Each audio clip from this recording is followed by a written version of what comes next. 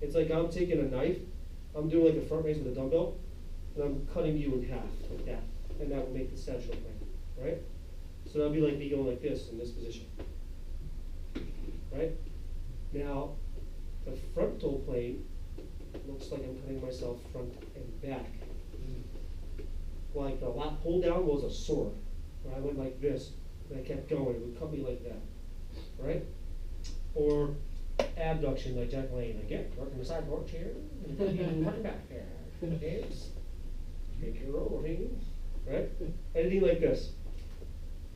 Abduction, right? Abduction, abduction.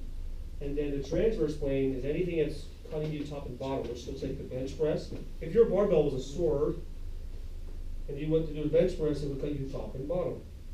Also, anything like rotating, like a globe. Doesn't mean you're not using all of these in one movement. When you're walking, what am I mostly doing when I'm walking? Which plane do you think I'm in? Yeah, sagittal plane. Yep, left and right. Looks like this, right? But I'm also rotating my hips a little bit. Unless you walk like this, right? Yep. That'd be like too much sagittal plane. Like, man, I got some too much sagittal plane. So the transverse plane, most injuries happen in that. Like rolling your ankle, rotating in frontal plane, right? Throwing baseballs, like most of them are in that lower back, like from twisting. So we need to do multi-planar movements, but the gym for years was just do one plane of motion. We'll do the curls, then we'll do the frontal plane, and then we'll do some, but it was never like, oh, we'll do a rotational lunge. You didn't see like Arnold doing that stuff, right? So now what we're learning, like we need to do other things than just one plane of motion, which machines can really only do one plane of motion, unless you're on a cable machine. But like most strength machines are just one plane of motion, and it takes away joint stability and all that stuff, right? So if you look at this ab wheel, you can explain this. So if I'm doing ab wheel, which plane of motion is this?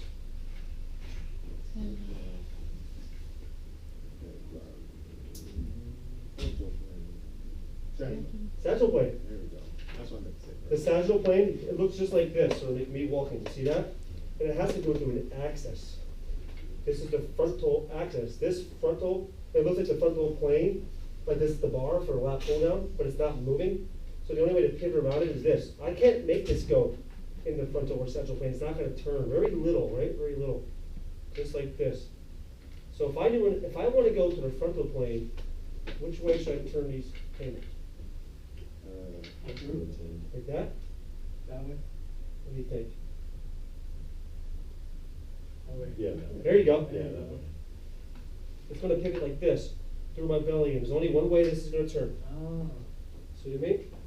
It's the only way I can do it. So how do I do the transverse plane? You got to turn it this way. There you go. It's the only way you can do it. Looks like a bench press. It looks like when I go like this,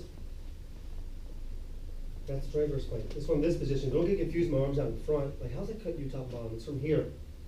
Now picture, see that? My whole arm is going like that, even it's my wrist. It's rotating like that. My head, trunk, bench press. So that's the planes of motion. But we should be working sometimes like this, like using like a lot of it in one motion, right? Like a sagittal, transverse, like that, back up. This is kind of like both, right? Or all three if you were rotating. So it's good to do all planes.